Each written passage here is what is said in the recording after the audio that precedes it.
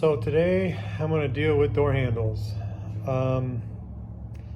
So I want to get these chromed, and I want to get this chromed, so I got to take these apart.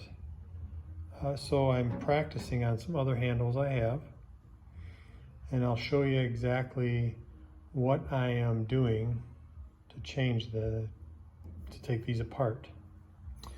So over here is this is a 36, and if you look real close, maybe you can see it on this side better, there's a divot. Well, I guess you can't really see it, but there's a divot right here, and opposite that, there's another divot. You can barely see that right there. So I did do some of this, and so I took my cutoff wheel like this, and I got into that, just a little bit, and I made a groove there, and I flipped it and made a groove there wherever it is. It's right there, like that. Careful not to touch this. You could use a Dremel, would probably be more controlled. I just used this because I had it handy. And then is what I did is this is a sleeve. I chiseled that sleeve off. And I'll show you what that sleeve looks like because I did the other handle. You can see it's where I made my cuts right through here and on the other side, and this was shoved in there. I took a chisel and chiseled these off. I wanted to kind of save it, but obviously you can't. And then this started to move. You might have to chisel down a little further, I don't know. But this started to move. So then I put this into a vise like that, just loose. And I tapped this down a little bit with a soft hammer, a mallet, just not to damage it. And then this came apart. What's inside there is, here's what I'll show you. This is what I ended up with. So you have a spring, which you know, and you have a washer. Now the washer's got a little cup to it, you see that? So this has a cup to it. So this goes back on just like that, and then this goes on cupping like that, just like that. So now this can swivel, put that spring on there like that, so that'll hold tension again. Let's say these are all done.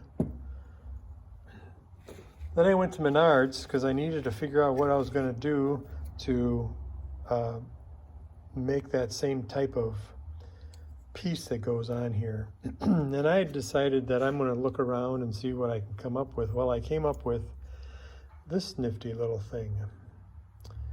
Now this is a 3/4 half fitting reducer, right from Menards. Okay. The idea of this fits this spring perfectly. I'll pull that out.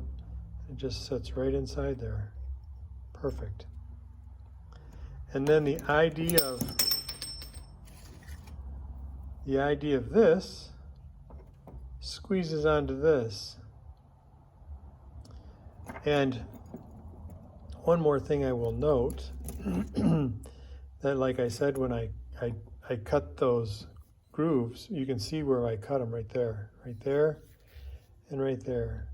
I believe there was already a dent there, but regardless, now there is a dent. Put this all back on, put this on here like that, and then this can go on like that. Okay, well now it's too long, so I cut a couple chunks off, You can measure your old one, figure out where you really want it, and then here's the cover, here's the cap. That is pretty close to that. Oops, sorry.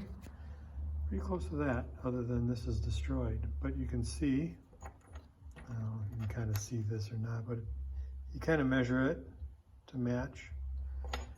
I used a pipe cutter, you know, like this, to cut this, and then I use a hacksaw to cut that. It doesn't matter.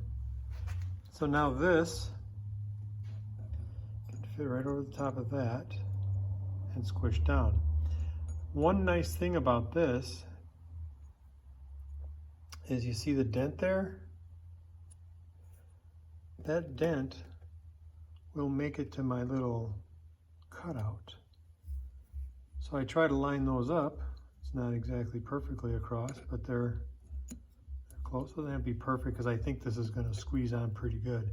Then I'm going to put a socket over this. I'm going to tap that down while I'm on wood. This handle doesn't matter, but I stay on wood to protect it. My 37 handle, since it's curved, I'm going to probably have to make something to hold it better.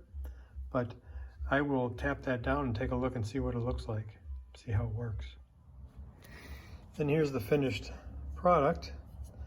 I just took that, like I said, I took a socket, I shoved it over here, and I tapped it down. And then if it went a little crooked, I would just tap around after I got it going in there good, and just kept tapping around until it came all the way in. And I still had some play here, you know, still had movement. You don't want to crank it down so tight that you don't have movement. And then I took a chisel like this, and I smashed it where I have my dents in the, you know, the cuts. I took it over to the vise, I set it up like that, and then I took my chisel, and it's kind of hard to do one-handed, but I, you know, chiseled it in just like that. Just a couple good whacks. So it kind of dented it into those little holes, those slots that I had there. Did that on both sides. And now, I mean, this is on there really good now.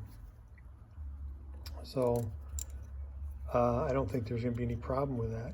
The other thing that I do have, you can see this a little better.